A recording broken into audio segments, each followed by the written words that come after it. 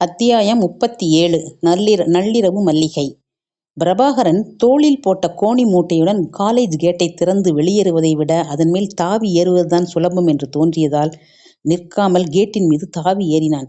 அதை எதிர்பார்த்து காத்திருந்த காவல்காரர் அவனை பின்புறத்திலிருந்து கட்டி பிடித்து விட்டார். பிரபாகரன் காவல்காரரை எரித்து விடுவது போல் பார்த்தான். என்னை விட்டு விலகி நில். பிரபாகரன் கடுமையான குரலில் கட்டளையிட்டான். இந்த மூட்டையுடன் உன்னை இங்கிருந்து போக நான் அனுமதிக்க முடியாது. காவல்காரரின் கையில் அடுத்த கணம் கத்தி மென்னியது. இந்த தகரம் எதற்கு? கோணி மூட்டையை நீ இங்கேயே போடலைன்னா உன்னை கொல்றதை தவிர எனக்கு வேறு வழி கிடையாது. நான் ரிட்டையர்டு மிலிட்ரிக்காரன். காவல்காரர் மீசையை நீவி விட்டபடி பேசினார். அப்படியா சொல்றீங்க? அப்ப நான் கட்டுப்பட்டுத்தான் ஆகணும். பிரபாகரன் மீண்டும் கேட்டை பிடித்தான். விளையாடாத, நான் பொல்லாதவன். சட்டென்று திரும்பிய பிரபாகரன் காவல்காரரின் சட்டையை கொத்தாக பிடித்து தூக்கினான். காவல்காரரின் கைகள் காற்றில் பிடியை தேடி அலைந்தது. கண் இமைப்பதற்குள் அவரை காவல் கூண்டுக்கு மேலாக வீசி எறிந்தான். இப்படி ஒரு தாக்குதலை காவல்காரர் எதிர்பார்க்கவில்லை. சுதாரிப்பதற்குள் உச்சியிலிருந்து உருளத் தொடங்கினார். சுவரில் மோதி பொத்தென்று தரையில் விழுந்தார். அதன் பின் அவரால் எழுந்திருக்கவே முடியவில்லை. ஆனால் திருடன் யார் என்பது அவருக்கு நன்றாக விளங்கிவிட்டது. குமார் சாரின் நண்பர்தான். அவரை பார்ப்பதற்காக 2-3 தடவை காலேஜுக்கு வந்திருப்பது நினைவு வந்தது அவருக்கு. அதன் பிரபாகரன் அங்கு நிற்கவே இல்லை. விரைவாக கேட்டை தாண்டி வெளியேறினான். 12 மணிக்கு மேல் ஆகியிருந்தது இரவு. அப்போது மேற்கு பக்கத்திலிருந்து 2 போலீஸ்காரர்கள் வந்து கொண்டிருந்தனர். சமீப காலமாக திருட்டு பயம் அதிகரித்திருந்ததால் பீட் போட்டிருந்தனர். பிரத்யேகமாக கோணிப்பையை தோளில் போட்டுக்கொண்டு வரும் பிரபாகரனை கவனித்தனர். நிச்சயமாக திருடன்தான். டேய் நில்லுடா.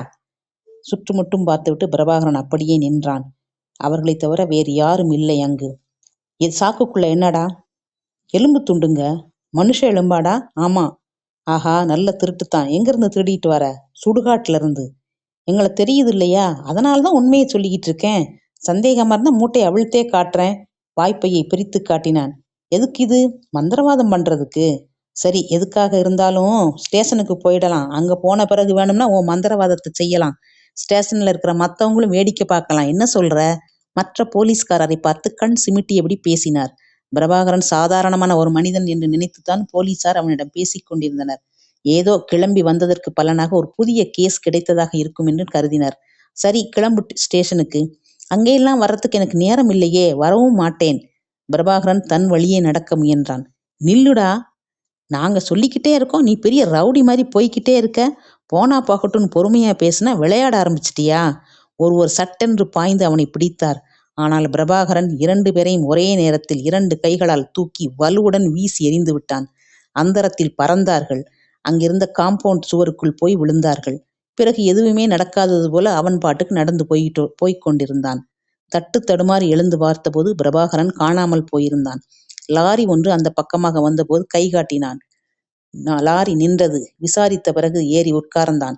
சாக்கு மூட்டையில என்ன? எடைக்கு போட வேண்டிய பழைய அலுமினிய பாத்திரங்க என்று சொல்லி கோணியை தனது காலடியிலேயே போட்டுக்கொண்டான். ஊரை அடையும் போது விடியற்காலை 3 மணி ஆகியிருந்தது. கோணிப்பையுடன் சந்துநாயரின் தேங்காய் குடவனை நோக்கி நடந்தான்.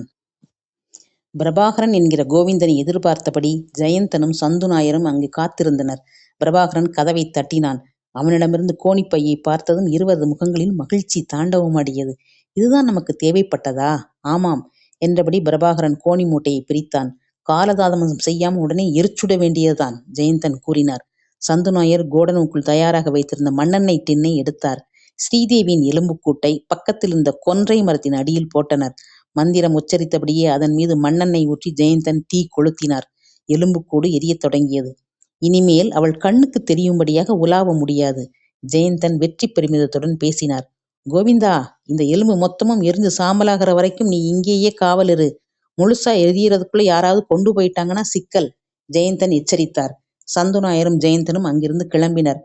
பிரபாகரன் அங்கு காவல் இருந்தான். அதே சமயம் சற்று தொலைவில் ஏதோ ஒரு வெளிச்சம் தெரிவதை குமார் கவனித்தார். உடனே தேவதத்தன் நம்பூதிரியும் அதை சுட்டிக்காட்டவும் தவறவில்லை. தேங்காய் குடவுன் கிட்ட இருந்துதான் வெளிச்சம் தெரியுது. மந்திரவாதி ஜெயந்தன் இப்ப அங்கதான் இருக்கார். ஒரு தடவை போய் பார்த்துட்டு வந்துட்டா என்ன? ஒத்துக்கொண்டார் அத்திருமேனி. இருவரும் நடக்கத் தொடங்கினர். தென்னந்தோப்பை நெருங்கியதும் அவர்களுக்கு விஷயம் விளங்கிவிட்டது. எதையோ போட்டு எரிக்கிறார்கள். வேக வேகமாக நடந்தனர். பிரபாகரன் அது அருகில் நின்று கொண்டிருப்பது தெரிந்தது. என்ன இது? எலும்புக்கூடு எரியுது. அப்போது பேசியவன் கோவிந்தன் உண்மையை சொன்னான். யாரோட எலும்புக்கூடு? ஒரு பெண்ணோடது. என்ன பிரபாகரா இதெல்லாம்? குமார் பிரபாகரனை பிடிக்க முயன்றார். ஆனால் பிரபாகரனை அங்கிருந்து அசைக்க கூட முடியவில்லை. நட்டு வைத்த தூண் மாதிரி அசையாமல் நின்றான். அசாதாரணமான பலம். அது மட்டுமின்றி முன்பின் தெரியாதவனைப் போல் பேசியது வேறு குமாரை குழம்ப வைத்தது. அங்கே தேவதத்தன் நம்பூதிரி தரையிலிருந்து கொத்தாக பசும்புல்லை பிடுங்கி மந்திரித்தவாறே எரிந்து கொண்டிருக்கும் எலும்பு கூட்டின் மீது போட்டார். அடுத்த வினாடியே தீ அணைந்தது. என்ன காரியம் பண்ணிட்டா? பிரபாகரன் எழுந்து பக்கத்தில் இருந்த குமாரை தாக்க ஆரம்பித்தான். உடனே திருமேனி அவன் பக்கமாக திரும்பி அவனை நோக்கி சுண்டு விரலை நீட்டினார். பிரபாகரன் அப்படியே அசைவற்று போனான். யார் நீ? திருமேனி கேட்டார். கோவிந்தன். அப்ப பிரபாகரன் எங்கே? அவன் இப்ப இல்லை, நான் மட்டும்தான் இருக்கிறேன். சொல்லியபடி ஓடி மறைந்தான். எலும்புக்கூட்டில் எரிந்த தீ முற்றிலுமாக அணைந்து விட்டிருந்தது. எனக்கு என்ன தோணுதுன்னா, இவன் காலேஜிலிருந்து திருடிட்டு வந்திருக்கான். அநேகமா இது ஸ்ரீதேவியோட எலும்புக்கூடுதான். நீங்க சொல்றது உண்மையா இருந்தா அவளுக்கு இந்த எலும்புக்கூடு இனிமேல் பயன்படாது. நெருப்பு தீண்டிட்ட எலும்பை அவளால் பயன்படுத்த முடியாது. அப்புறம் இதை என்ன செய்யறது?